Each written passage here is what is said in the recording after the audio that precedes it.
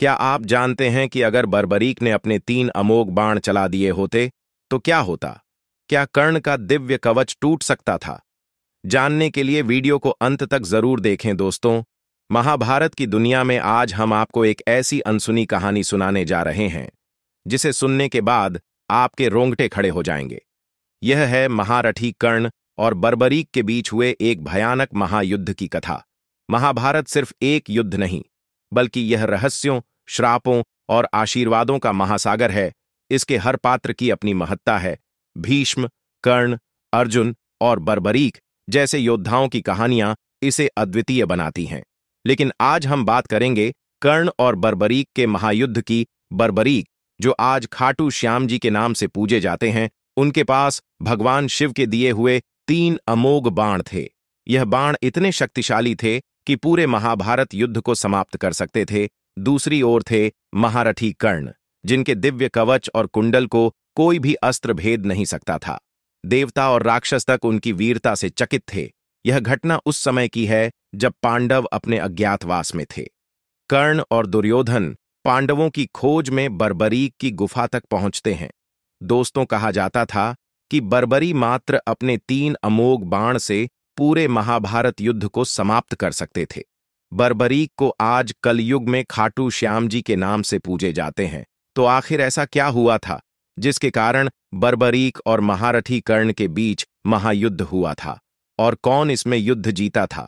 दोस्तों, यह बात उस समय की है जब पांडव अपने अज्ञातवास में थे और हर जगह जगह कौरवों से छुपकर अपना अज्ञातवास काट रहे थे। तब भगवान श्री कृष्ण अर्जुन के साथ घटोत्कच के पास होने वाले महाभारत युद्ध का प्रस्ताव लेकर जा रहे थे, और कौरवों का गुप्तचर उन्हें देख लेता है और यह बात जाकर वह दुर्योधन को बता देता है कि पांडव वन में एक गुफा में जाते देखे गए। तब दुर्योधन कर्ण और अपनी सेना के कुछ सैनिकों के साथ पांडवों के अज्ञातवास को भंग करने के लिए घटोत्कच की गुफा की तरफ चल पड़ते हैं। दोस्तों, जब दुर्योधन गुफा तक पहुंचते हैं, तब अपने सैनिकों के साथ गुफा की चारों तरफ से घेराबंदी कर देते हैं। लेकिन भगवान श्री कृष्ण जी पहले से ही यह बात समझ जाते हैं और वह अर्जुन को बताते हैं कि दुर्योधन गुफा के बाहर आया है और आप सब पांडवों के अज्ञातवास भंग करने। श्री कृष्ण की यह बात सुनकर अर्जुन गुफा से बाहर जाने की बात करते हैं, लेकिन भगवान श्री कृष्ण जी अर्जुन को रोकते हैं और कहते हैं, नहीं अर्जुन, यह उपर्युक्त समय नहीं है। तुम अज्ञातवास भोग कर रहे हो और वह सब लोग तुम्हारे लिए ही आए हैं। यह सब देखकर पास में खड़े बर्बरीक कहते हैं, हे प्रभु, मैं बाहर जाकर कौरव और उनकी सेना को देखता हूं और महारथी कर्ण को रोक दूंगा, या तो शांति से फिर युद्ध से। इस पर भगवान श्री कृष्ण जी कहते हैं कि हे बर्बरीक, क्या आपको पता है कौरव सेना में महारथी कर्ण कितने ज्यादा शक्तिशाली हैं और उन्हें रोकना इतना भी आसान नहीं है? इस पर बर्बरीक कहते हैं, हे गोविंद, आपको शायद मेरी शक्ति का अंदाजा नहीं है। यह कहकर बर्बरीक गुफा के बाहर आ जाते हैं और दुर्योधन और कर्ण को प्रणाम करके बोलते हैं, बताइए कैसे आना हुआ तात? श्री बर्बरीक की यह बात सुनकर दुर्योधन कहते हैं, बालक, हमें तुम्हारी गुफा के अंदर जाना है, हम किसी को ढूंढ रहे हैं। इस पर बर्बरीक कहते हैं, मुझे क्षमा कीजिए, किंतु इस समय आप भीतर नहीं जा सकते। तभी दुर्योधन कहते हैं, बालक, तुम शायद हमारी शक्तियों से परिचित नहीं हो, इसीलिए हमें रोक रहे हो।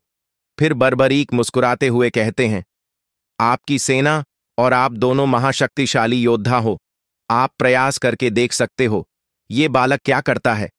इतने में ही दुर्योधन सैनिकों से कहते हैं, इसे यहां से हटाओ और गुफा में ढूंढो, वो 5 पांडव कहाँ है।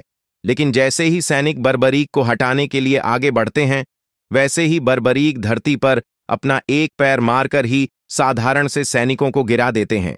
यह देखकर दुर्योधन भयभीत हो जाता है और कर्ण से कहते हैं, यह साधारण बालक नहीं है, इसे तुम्हारे जैसा योद्धा ही हरा सकता है। तब कर्ण बर्बरीक से बोलते हैं, बालक, हमारे मार्ग से हट जाओ, अन्यथा तुम्हें मेरा सामना करना होगा। क्यों, अपनी मौत को गले लगा रहे हो? तब बर्बरीक कहते हैं, आप भी प्रयास कर लीजिए महारथी कर्ण।